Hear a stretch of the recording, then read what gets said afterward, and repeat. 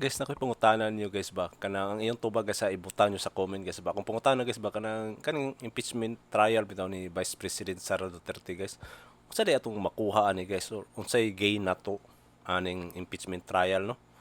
Di ba? Isolte inyong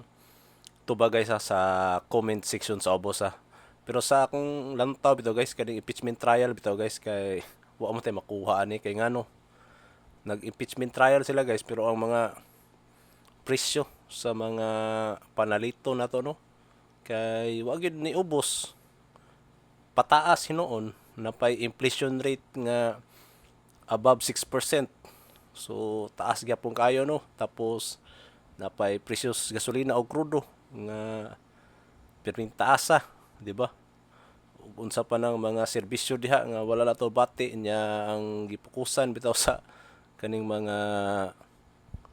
atong gipang butang anang mga posisyon diha no sa gobyerno kay kaning impeachment trial sa atong vice president nga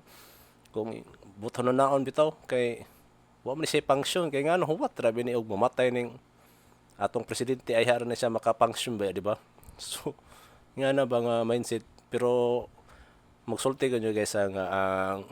siguro ra gyud ani at sa impeachment trial bitaw ni Vice President Sara Duterte bitaw guys kay kanira yung gasto nga according sa estimate guys kay mo gasto ang gobyerno sa atong taxes no og 200 og 25 million pesos kada adlaw no. So more than 10 days naman karon no. Na naman siguro sa ika 12 nga adlaw guys no or day 12 naman di ba? So na siya almost sa 300 million pesos nga gasto no. Imagine ninyo na guys kanang 300 million og gibutang pa nas mga programa sa gobyerno or gitabang ina sa mga pobre pinaagyan na mga subsidy siguro para tanan ang makabenepisyo di ba so dako kay tabang guys gi-impeach man ning atong vice president nga kung buton na naon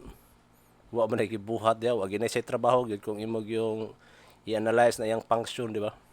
kay huwat ra mo gina siya nga mopuli sa atong presidente di ba nya kita nga mga maayo kay mga politiko nga gukoron ginang tao nga umtay gibuhat di ba sa inyong musultian na guys nga wa man tay makuha aning pagpa-impeach sa atong vice president no